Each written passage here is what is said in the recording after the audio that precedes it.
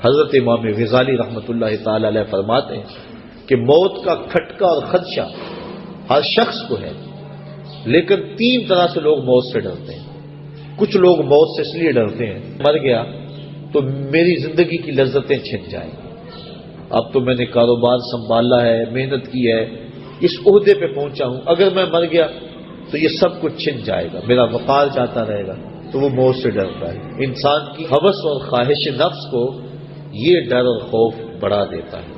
کچھ لوگ موت سے اس لیے ڈرتے ہیں کہ اگر میں مر گیا تو میرے بچے چھوٹے چھوٹے رہ جائیں گے، یتیم ہو جائیں گے، در در کے دھکے ان کا مقدر ہوں گے، میری بیوی بیوہ ہو جائے گی، میرے ماں باپ میری موت کا پیغام سن کے سخت اضطراب میں مبتلا ہوں گے، اور جو ان کا دکھ ہوگا وہ دیکھا نہیں جائے گا، تو وہ اس حوالے سے اپنی جان کو عزیز سمجھتا ہے، موت کا خیال کر کے کانپ جاتا ہے، پسماندگان سے وہ ڈرتا ہے۔ یہ ہے ایک انداز موت سے ڈرنے کا۔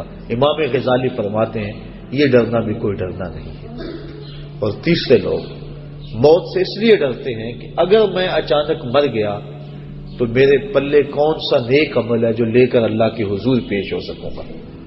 یہ تیسری قسم کا جو خوف ہے، یہ انسان کی تیاری آخرت کو بڑھا دیتا ہے اور اس کو شب و روز اللہ کے حضور پیش ہونے کے خوف سے نیکی کی دعوت دیتا ہے کہ میں نے اس کے حضور پیش ہونا ہے، ایک ایک عمل کا حساب دینا ہے۔ ثم لتسألن یومئذ عن النعیم، اس دن ایک ایک نعمت کے بارے میں پوچھا جائے گا۔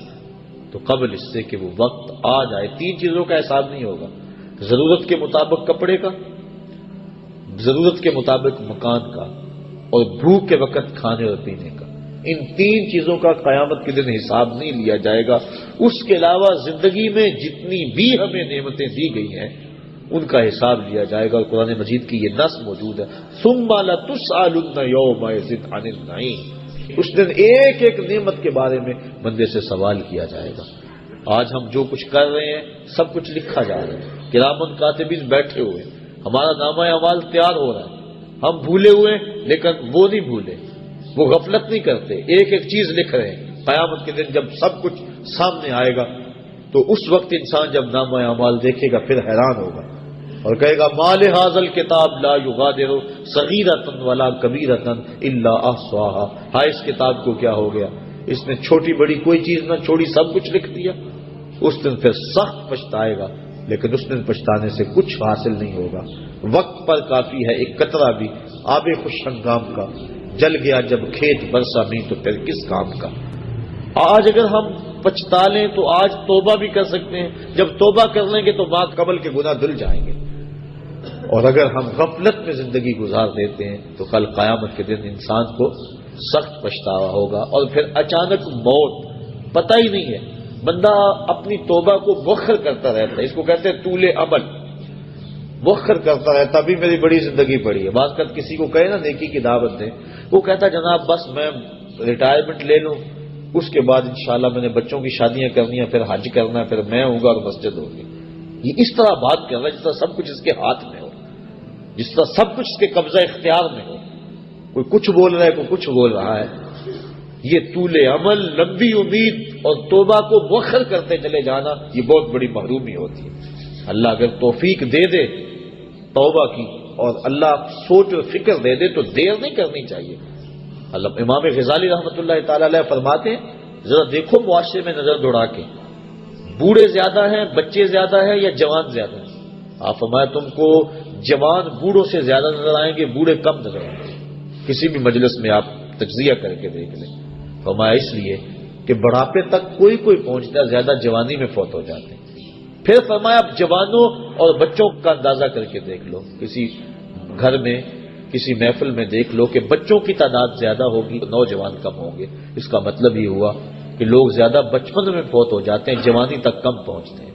تو انسان عمر کے اس حصے تک توبہ کو مؤخر کرتا ہے جہاں تک جانا انتہائی مشکل ہے، اور پھر اس وقت اگر پہنچ بھی گیا جب اعضاء میں توازن نہ رہا، عناصر میں اعتدال نہ رہا، چلنے پھرنے کے قابل نہ رہا، تو پھر کیا عبادت کرے گا؟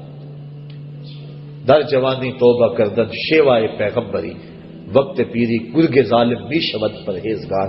اللہ کے محبوب صلی اللہ علیہ وسلم نے ارشاد فرمایا 7 اشخاص ہیں اللہ جنہیں اپنے عرش کا ٹھنڈا سایہ نصیب فرمائے گا ان میں سے ایک شخص فرمایا وشاب نشأ فی عبادت اللہ، وہ شخص جس کی جوانی اللہ کی عبادت میں گزری.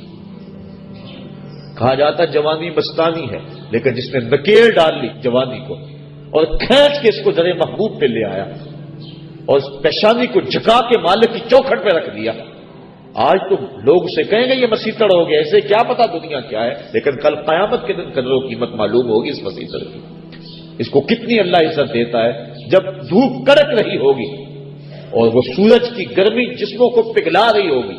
سوا میل پہ آ جائے گا سورج، اب رخ الٹا ہے پھر سیدھا ہو جائے گا، زمین تانبے کی اور لوگ پسینے میں شراب ہو، کوئی گھٹنوں تک، کوئی ٹخنوں تک، کوئی کمر تک، اور کسی کو پسینے کی لگام دی جائے گی. اور پسینہ اتنا گرم اگر اس کا ایک قطرہ خود پہاڑ پہ رکھا جائے پتھر پگھل جائے، اور اتنا بدبودار اگر دنیا پہ قطرہ ڈال دیا جائے تو جانوروں کے دماغ بھی پھٹ جائے بدبو سے. اس پسینے میں لوگ شرابور ہوں گے.